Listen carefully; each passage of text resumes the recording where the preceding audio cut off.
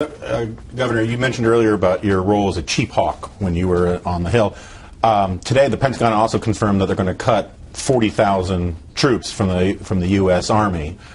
Do you think that there's a lot more room to cut out of the defense budget? No, John, I actually, look, I have a lot of people that I talk to. I don't get tutored by them, but they're people that I bounce ideas off. And I just was in a meeting the other day with Dick Allen, who's a former national security advisor to President Reagan, and Mr. Schneider, and even John Lehman was in attendance at this. I'm very concerned that we have seen an erosion of our naval power. Cutting more people in the armed forces, I don't think makes sense. But what I will tell you is, I'm sure you would agree with this, there needs to be some dramatic and significant reform inside the Pentagon.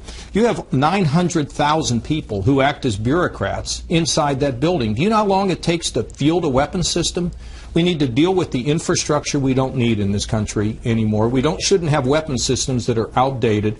And at the end of the day, we have to be able to project power. And the ability to project power means you have mobility and lethality.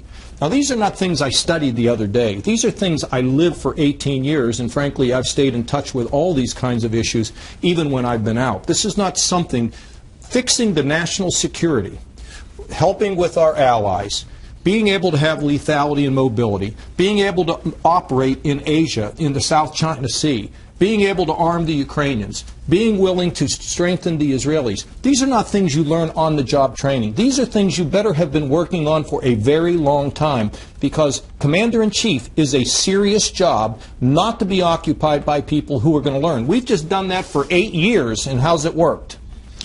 With that, we will go to our second panel. That's after the break.